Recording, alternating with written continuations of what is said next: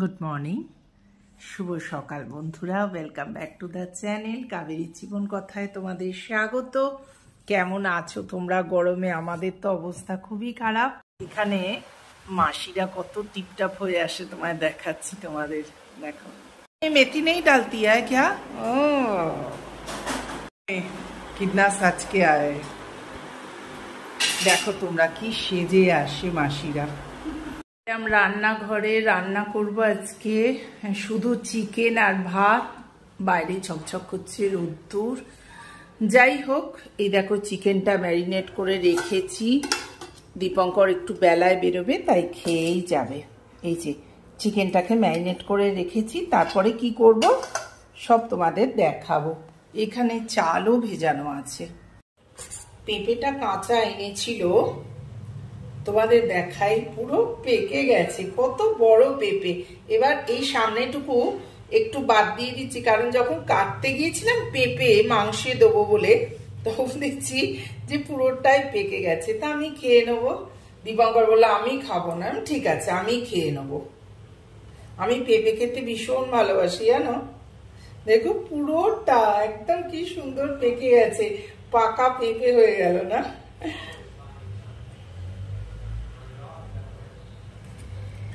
দারুণ লাগছে। আমার পেঁপে কাটা হয়ে গেল, কত সুন্দর হলো। এবার ফ্রিজে রেখে তারপর কাজগুলো সেরে নিই। তারপর দীপঙ্কর চলে গেলে আরাম করে বসে ঠান্ডা ঠান্ডা পেঁপে খাবো। চলো আগেইটা ফ্রিজে রেখে।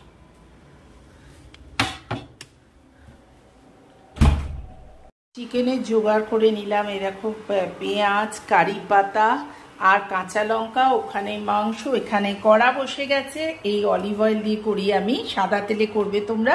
এখানে ভাত বসে গেছে। এই মাংসটা হচ্ছে আলু ছাড়া মাংস আর কি, তাই জন্য এর সাথে আমি একটু কারি পাতা অ্যাড করে একবার করেছিলাম, খুব ভালো লেগেছিল দীপঙ্করের।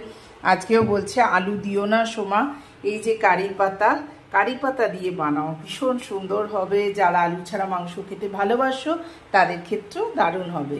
সঙ্গে থেকো। রাত্রিরে ভাবছি একটু ফুলকপি আলুর তরকারি করব, তাও কেটে রেখেছি। এটা ভাজা ভাজা হয়ে এসছে। কারি পাতার পরিমাণটা একটুখানি বেশি হবে টেস্টটা পাওয়ার জন্য।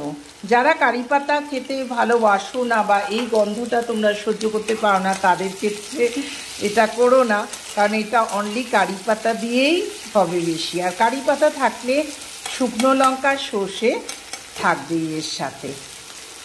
আর একটা কথা বলি, এই যে মাংসটা মাখিয়েছি, এটা অল্প 2 চামচ দই দিয়ে, তারপর যেরকম ম্যারিনেট করো তোমরা সেরকম করে নেবে, কিন্তু টমেটো ইউজ করবে না। দেখো শুকনো লঙ্কা দিয়েছি আর সর্ষে দিয়েছি। এইটা দিয়ে এটা ভাজা ভাজা হলে মাংসটা ঢেলে দেবো। খুব ইজি প্রসেস, কিছুই নয়।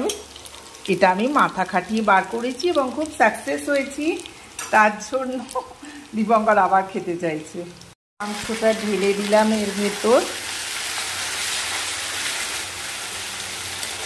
ভালো করে নাড়াচাড়া করে নিই। এই কারি পাতার স্মেলটা পাওয়ার জন্যই আমরা খুব কারি পাতা খেতে ভালোবাসি, তো তাই আমাদের ক্ষেত্রে এইটা খুব প্রযোজ্য। একটু দিয়ে ভাজা ভাজা হোক।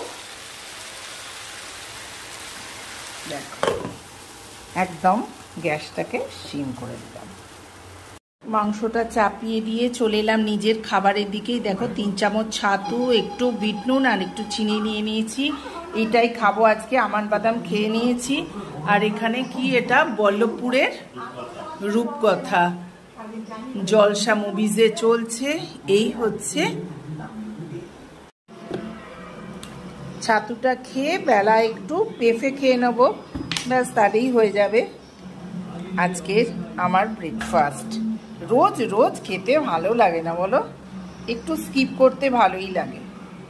এমনি জল বেরোচ্ছে এখনো, মানে জল আমি দিইনি। কাঁচা লঙ্কা অবশ্যই ছিঁড়ে দিয়েছি এর ভেতর। আর একটা কথা তোমাদের বলতে ভুলে গেছি, যখন এটা মাংসটা আমি ম্যারিনেট করছি তার ভেতর অল্প একটু গরম মশলা গুঁড়ো আমি দিয়ে দিয়েছিলাম, কিন্তু এই ভাজার সময় তোমরা কিন্তু কোনো গরম মশলা দেবে না। হয়ে গেছে, এবার একটুখানি খুলে দেখে নিই। ওয়াও, কি সুন্দর গন্ধ বেরিয়েছে। দেখো আমি একটু জল দিইনি, দইয়ের জলটাতেই হচ্ছে। এটা শুধু ভাতের জন্য নয়, যারা শুকনো শুকনো করবে রুটি বা পরোটার সাথেও দারুণ খেতে লাগবে। অবশ্যই যারা কারি পাতা স্মেলটা ভালোবাসো। এখানে ফুলকপির তরকারি বসিয়ে দিয়েছি, যত তাড়াতাড়ি রান্নাঘর থেকে ছুটি পেয়ে যাই গো। এখানে দেখো ভাতও রেডি। চলো সুইচ অফ করে দিই। হয়ে গেছে ভাত। হ্যাঁ, ভাত রেডি। রেডি হয়ে গেল আমার কারি পাতা দিয়ে চিকেন। যারা তোমরা রুটি পরোটার সাথে খাবে তারা কিন্তু আরেকটু এটাকে মেরে নিতে পারো, ঝোলটা যাকে বলে। আমি তো একটু ঝোল ঝোল রেখেছি যেহেতু আমরা আজ ভাতে খাবো বলে। চলে এলাম মুম্বাইয়ের ইন্টারন্যাশনাল এয়ারপোর্টে দীপঙ্করের এক বন্ধুকে ড্রপ করতে। ঘড়িতে বাজে এখন 8:30। চারিদিকটা ঝকমক করছে, ভীষণ সুন্দর লাগছে। রাতের কলকাতা যেমন সুন্দর, রাতের মুম্বাইও খুব সুন্দর। দেখো তোমরা, এত জ্যাম, রাস্তার কি অবস্থা, কি আলো দেখো। ড্রপ করে ফিরে যাচ্ছি বন্ধুরা, ঘড়িতে 12:30। ভীষণ খিদে পেয়েছে জানো তো। দীপঙ্কর বলছে সামনে যে ধাবাটা পাবো সেই ধাবাতেই ঢুকে পড়ে আগে খেয়ে নেবো গো, নারে আর টানতে পারছি না। তো সামনে দীপঙ্করের অডিট ছিল, তো অডিট শেষ করে ও ড্রাইভ করে এসছে। তো পেয়ে গেলাম একটা সুন্দর ধাবা, আগে কখনো আসিনি। চারিদিকটা লাইট দিয়ে একদম আলোকিত যাকে বলে আর কি। খুব সুন্দর পরিবেশটা, চারিদিকে বাচ্চারা খেলা করছে। চিন্তা করতে পারছো 12:30 বাজে। এটার নাম রেড কার্পেট, ধাবাটার নাম। সুন্দর সুন্দর অপূর্ব দেখে আর কি বলবো। সবাই হাঁটা চলা করছে, কারো চোখে ঘুম নেই, ইভেন বাচ্চাদের চোখেও ঘুম নেই, তারাও পার্কে খেলছে। কলকাতার লোকরা ভাবতে পারবে বলো এই রকম 12:30টার সময় বাচ্চারা খেলছে। আমাদের কুলচা চলে এসছে, আর চলে এলো কড়াই সবজি। আর এইটাই হচ্ছে আমাদের আজকের ডিনার। তাড়াতাড়ি করে খেয়ে নিচ্ছি, ভীষণ খিদে পাচ্ছে। অনেকটাই দিয়েছে, মনে হচ্ছে বাড়িতে নিয়ে যেতে হবে জানো।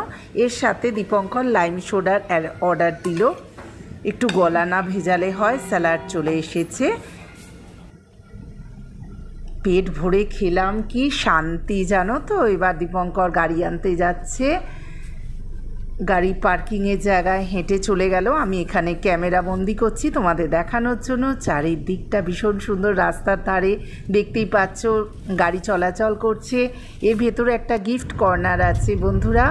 আমার তো অবস্থা খুব খারাপ, প্রচণ্ড ঘুম পেয়েছে। ভালো লাগলে do like, share and subscribe my channel. Good night.